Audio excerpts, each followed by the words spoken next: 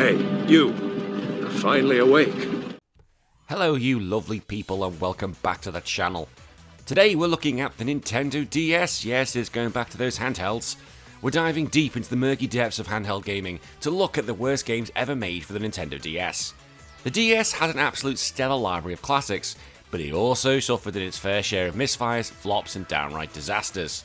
From Rush movie tie-ins to broken racing games, we've got it all. Now, as I always say, this is not the definitive list of the worst 7 games, this is just a selection I've picked. If you agree with my choices or don't agree, let me know in the comments what I should be talking about in part 2, part 3, part 25, because there's always bad games around. And to keep this channel growing, if you believe I deserve it, please give a like and subscribe for more content. I do a new list every 3 days. If you want to hear more of me, Retro Wars is a weekly podcast where me and friends talk about video games we used to play back when we were kids, and there's over 150 episodes for you to access wherever you get your podcasts from. If you want to help support the show financially, you can do at patreon.com/RetroWars, where for $1 each month you get your weekly owned show called DLC, and you can get actively involved in the podcast. Right, let's get into it, shall we? 7 of the worst Nintendo DS games. Iron Man. Iron Man for the DS was released alongside the blockbuster Marvel film in 2008, developed by Artificial Mind and Movement, and to be honest, it was everywhere at that point because Iron Man fever had gripped the nation. Whilst the movie revitalised the character and launched the MCU, the DS was a stark contrast. A rushed, overwhelming cash grab that failed to match the energy or appeal of the film it was based on. Graphically, it's a mess. We all know the DS had limitations, that was obvious, of course, let's be honest. But other developers managed to make decent looking games run on the hardware. For God's sake, we had Super Mario 64 DS. Iron Man featured muddy textures, clunky animations and uninspired design aesthetic. Tony Stark's armoured suit looked more like a tin can, and the environments were bland, blocky and repetitive. The story tried to follow the film's plot, but it was poorly conveyed that even fans of the movie would struggle to follow along. Cutscenes were bare bones and dialogue was minimal, creating a disjointed narrative that felt it was pieced together at the last minute. It lacked the charisma of the main character, Robert Downey Jr.'s portrayal of Tony Stark. And the whole point of Iron Man, it was done so well because of Robert Downey Jr. The gameplay is also a massive hit. Controls are unresponsive, making flying and shooting feel like a chore, and that's meant to be the fun bits, like being Iron Man should be cool, just pew pew pew pew, everything. Like sometimes people don't like Iron Man, like I never liked him back in the comics, but my god it must be so fun flying around in a robot suit. Missions are just repetitive, consisting of flying through bland environments to destroy generic enemies and objectives. That lock-on mechanic? Pfft, that barely worked, which meant combat was just dull and lifeless. Now the DS did have the touchscreen, but it was used sparingly and awkwardly, offering nothing meaningful to the gameplay. Attempts to have these unique DS features felt more like afterthoughts rather than an integral part of the experience. With the better implementation of the DS capabilities, Iron Man may have stood a chance, but instead it just pissed us all off, and that was the problem because they released it on every single console, and especially when the DS one is completely different with what it's to be able to do, yeah, I don't think you really thought about this one. Critics panned the game, with scores hovering around the 30 to 40% range. It was lambasted for its lack of polish, shallow gameplay, and a complete disregard for the potential of the source material. Fans who were excited to play as Iron Man on the go were left thoroughly disappointed. In retrospect, Iron Man is one of those, it's a classic example of a poorly executed movie tie-in. While the console versions I've mentioned did get criticism as well, the DS version was arguably the worst of the bunch. It just represented everything wrong with rushed license games, but don't worry, we're not just going to talk about rushed license game on this list. Iron Man deserved better, and to be honest, DS players too. Thundercats. Now, Thundercats on the DS was released in 2012, long after the system's heyday, and in an era where the 3DS was already well established, so it seemed really weird to bring it out. Developed by Aspect Digital and published by Namco Bandai, it was based on the short-lived 2011 reboot of the Thundercats animated series. Unfortunately, the game just felt more like a relic from the early 2000s than a modern adaptation. Like visually, the game just looked outdated. The 2D side-scrolling visuals look more fitted for a GBA title than a late-era DS game. That's the thing, this is late-era, and by that time you should all know, well, I say we should all know, but developers have a good idea how you can push this console. The sprites were poorly animated, backgrounds were lifeless, and the enemy designs lacked any variety or creativity. It just didn't help that the same environments and enemies just recycled throughout like Streets of Rage-wise. The story tried to follow the plot of the reboot series, but it was delivered with such minimal effort that it failed to make any impact. Cutscenes consisted of static images and blocks of text, devoid of voice acting or dynamic visuals. This stripped away any sense of urgency or excitement from the narrative. And that's the thing, by this stage, you could have got away with voice acting. Like, just look at the Professor Layton series. That thing had anime cutscenes which are amazing with voice acting. Gameplay was where the game really fell apart. It was a repetitive side-scroller where you played as Lion-O, slashing your enemy through hordes of enemies with little variation. Levels were linear and the enemy AI was laughably bad, and it just meant that button bashing was the only viable strategy. The game had a limited arsenal of moves and powers, but they were awkwardly implemented and rarely useful. And this meant the lack of variety in combat made the already short game feel painfully long. Even younger fans of the show would find little to enjoy due to its sheer lack of depth and polish. And reviews were harsh here. Thundercats earned dismal scores across the boards. Critics pointed out the outdated graphics, broken gameplay mechanics, and utter lack of ambition. It felt like a cynical attempt to cash in on nostalgia without honouring the legacy of the franchise. Rather than rejuvenating interest in the Thundercats brand, the game actively harmed it. Fans of the series were disheartened, and newcomers had no reason to care. It failed to capture the magic of the original show or the reboot it was based on. And I loved Thundercats when I was growing up. Oh my god, I all wish I was Lion-O. I was one of those kids, I watched the original, never watched the reboot, but I did love the original. I had all the toys as well. In the end, Thundercats DS was a pitiful swan song for the system. It's often listed among the worst games ever, and probably for good reason. Homie's Rollerz. That was a name to say. Homie Rollerz was a kart racing game based on the controversial Homie's toy line. Released in 2008 and developed by Webfoot Technologies, it tried to blend the kart racing antics of Mario Kart with urban street culture. The result was one of the most poorly received games on the system. Graphically, the game looks like a tech demo rather than a finished product. The environments were sterile and flat, and character models were ugly and barely resembled their plastic counterparts, and the frame rate was all over the place. The game screamed budget title from the first frame. There wasn't much of a story to speak of, just a loose premise about street racers competing for a grand prize. Each character had a vague backstory, but it was all superficial and did little to build a compelling world. And to be fair, I'm not going to criticise it too much for that. We've talked about kart races in this sense. Mario Kart doesn't have any story, and it doesn't need any story, so it really doesn't need a story here. But at the same point, just because you make a Mario Kart doesn't mean it's going to sell. Because here the controls were stiff, making steering a nightmare. The physics were an absolute mess, causing cars to bounce erratically or get stuck on simple terrain. They had power-ups, so of course they would, but they were unbalanced and rarely worked as intended. The AI was also stupid as well, as the opponents would crash into walls, stop moving randomly, or rubber band past you in possible ways. Critics destroyed the game in reviews, with Homie Rollerz becoming infamous for its poor controls, ugly visuals, and offensive stereotypes. It's often cited as one of the worst kart races ever made, and one of the lowest rated DS games of all time. We could probably do a kart racing episode at some point. Instead of bringing charm or character, the game relied on cheap gimmicks and poor imitations of better games. It failed to capture what made other kart races fun, and instead became a tedious, broken mess from start to finish. Homie Rollerz is remembered not just as a bad DS game, but as another example of how not to make a racing game or adapt a license. Pokémon Dash. Yes, a Pokémon game made this list. Oh my, I never thought it'd be true, but it did. Now, Pokémon Dash was one of the earlier DS titles, and it was the first Pokémon branded game, released in 2005. Developed by Umbrella, it aimed to show the DS's touchscreen capabilities by putting players in the shoes of, paws of, Pikachu in a racing game. While the concept seemed novel at first glance, the execution left a lot to be desired. Visually, Pokémon Dash was underwhelming even by early DS standards. The top-down perspective didn't do much to show off the environments, which were just bland, repetitive, and hard to differentiate. Pikachu's sprite was serviceable, but everything else from trees to rival Pokémon just looked simplistic and uninspired. The game lacked any story, and never does, as we've said with kart races. You play as Pikachu racing through a series of courses, supposedly competing in a tournament.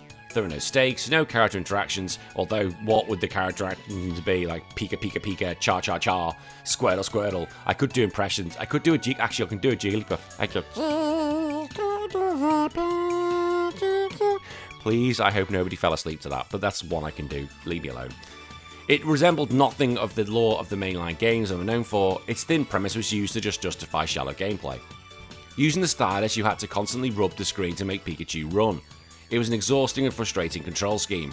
Not only did it quickly become uncomfortable, but it lacked precision, making tight turns and accurate movement extremely difficult. The course design was lackluster, with little variation or creativity. Terrain types like water, forest, or lava slow Pikachu down. Of course lava's going to slow him down and burn his feet off. But instead of creating interesting challenges, they just added tedium. The novelty of using the touchscreen wore off almost instantly, revealing a bare-bones racing game. Reviews were lukewarm to negative. Many criticised it being a shallow tech demo rather than a full-fledged game. Fans expecting something akin to Mario Kart or Pokémon characters are going to be sorely disappointed. Even kids, the game's target audience, found it repetitive and tiring. Pokémon isn't a kid's game, so people like me? Come on, behave. Its legacy is kind of peculiar. It's rarely remembered fondly, but it still manages to sell thanks to the Pokémon brand, although, let's be honest, you just stuff anything Pokémon on it, it's going to sell. Nintendo and the Pokémon Company never revisited the concept, and it's easy to see why. The game failed to build on a sound foundation for a spin-off success. And Pokémon Dash just stands as a relic of early DS experimentation, a title that prioritised gimmick over gameplay, and in doing so missed the mark entirely. Superman Returns. Here we go again. Released in 2006 by Electronic Arts, Superman returns for a DS attempted tie-in with the Bryan Singer directed film of the same name. While the console versions of the game mediocre at best, the DS version managed to hit an even lower bar, providing players the stripped down glitchy mess. It's the same problem with Iron Man. Visually, the game was hideous, and to be fair, I'm showing you an upgraded version of this game. Character sprites were poorly drawn and lacked the detail, animations were stiff, and the environments were just terrible. They looked dreadful. The DS hardware was capable of so much more, but Superman Returns just looks like a rushed Game Boy Advance game port in disguise, and again, this is an upscale version I'm showing you here. The story was a disjointed mishmash of scenes inspired by the film, with completely unrelated enemies and missions thrown in. There was barely any narrative cohesion here, it's just an absolute mess. Like, just throw it in, they don't care. It's a game, it'll be fine. The game never effectively conveyed Superman's motivations, and cutscenes were reduced to bland text and still images. Gameplay was equally dire. Flying, arguably the most essential part of any Superman game, was sluggish and confusing. Well, they're never going to get that right, are they? Controls were inconsistent, making combat and navigation feel frustrating. Missions often boiled down to fighting waves of the same enemy or racing through checkpoints. Superman's powers were watered down and awkwardly implemented. Heat vision, super strengths, and flight felt more like gimmicks and tools, with clunky controls rendering them nearly useless. Like, to be honest, I've said this before, Superman could punch a building and the building would cry and probably go to another dimension. The touchscreen was rarely used here in any meaningful way, aside from a few clumsy minigames. Critics were merciless, and rightly so. The DS version of Superman Returns received scathing reviews for its unpolished visuals, broken gameplay, and overall lack of content. It failed to deliver even the basics of an entertaining superhero experience. The game quickly faded into obscurity, remembered only by those who were unfortunate enough to play it. It didn't help the already tarnished legacy of Superman games in general, and fans have long hoped for a quality Superman title, but this certainly wasn't it.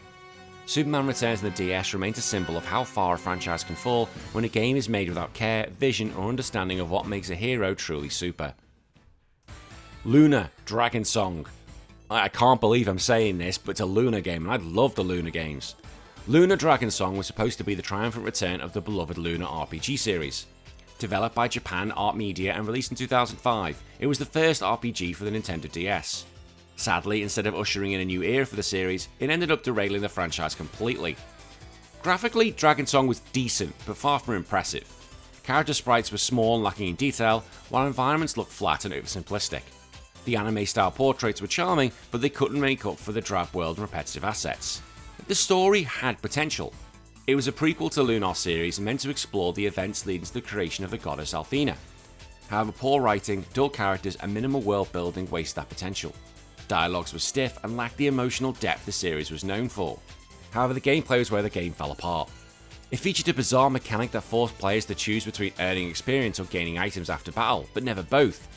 This created an infuriating grind and broke the pacing of the game. Even worse, you couldn't run during the exploration without taking damage. Yes, you heard that.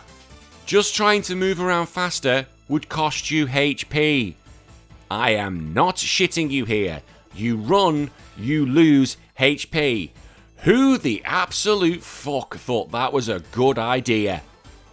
Like when they're sat round at a boardroom and they go, right, we need any ideas? And then Gary sits up and goes, yes, go on Gary, what have we got? Well, how about when the player runs around, they lose HP? Why is that, Gary? That doesn't sound like a good idea.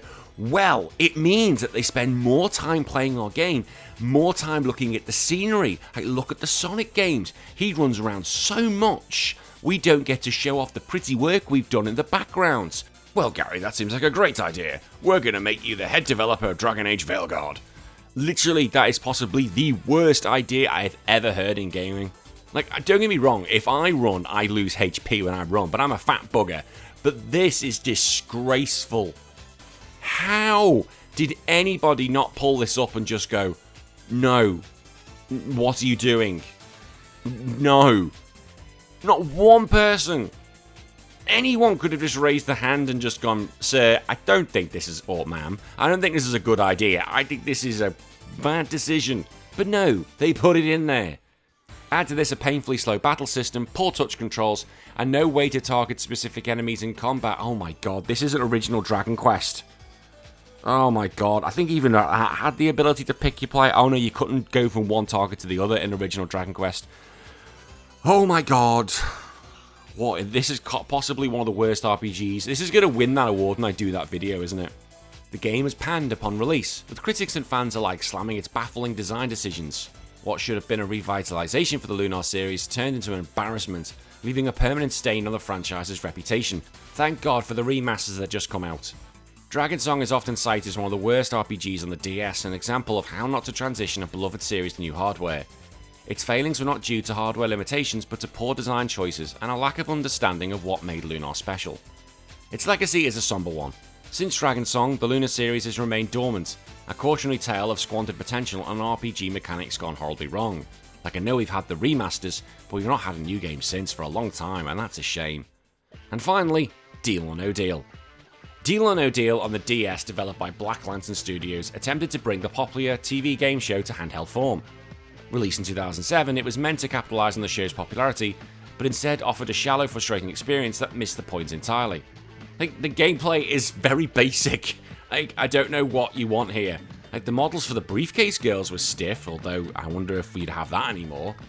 The whole setup looked like it was made out of a cardboard box and the menus were sterile and unappealing.